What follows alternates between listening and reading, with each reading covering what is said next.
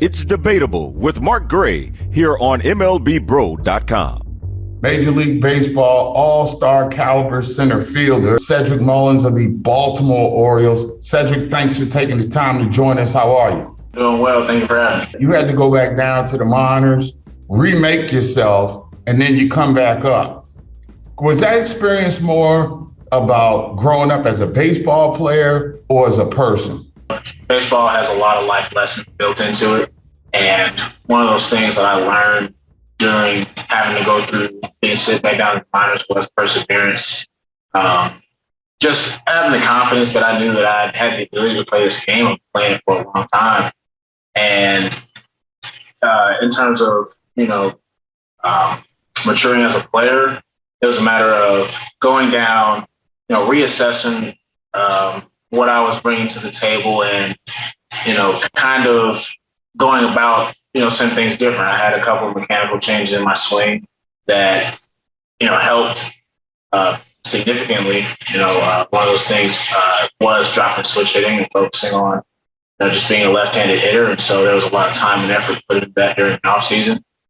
And when I came back, I felt pretty prepared to face guys live, and that's very beneficial. You brought the bunt back.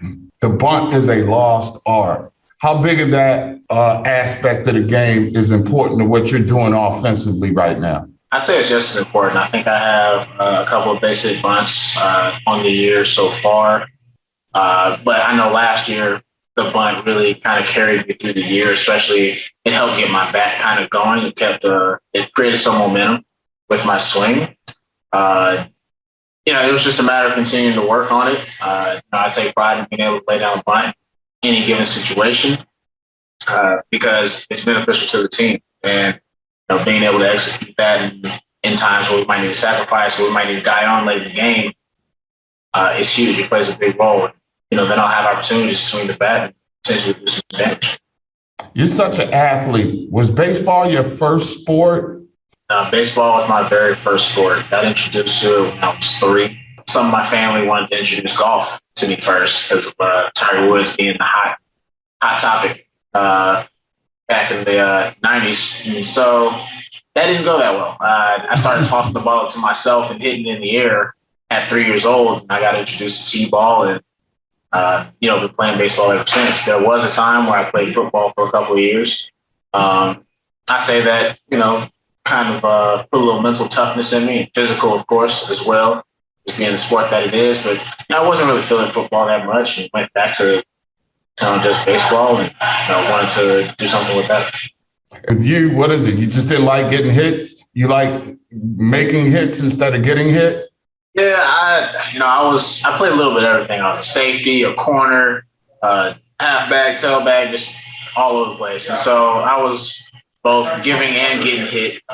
And I'd say during my second year is when I truly adjusted to, just being aggressive with football, because that's the mindset that you have to have. And honestly, my team went undefeated that year, and I just wanted to end on a high note because I know I wasn't really feeling football like that. So, we won a championship, and I called it a career. Who was your favorite player growing up? Who was your idol? Is there anybody that you patterned your game after? So my favorite player growing up was Andrew Jones, and I grew up in Georgia, went to a handful of Braves games, really enjoyed watching him play. He was awesome. One specific memory I have of watching him was the first inning of a game, like the second pitch of the game, dude gets a line drive straight to center, he makes a diving play. It was pretty cool to watch, and just knowing that he was ready for action, first pitch. So, I know that he's a gamer out there and he played hard. What do you remember most about that great Braves team? Because that was a heck of a time to be a baseball fan in the ATL.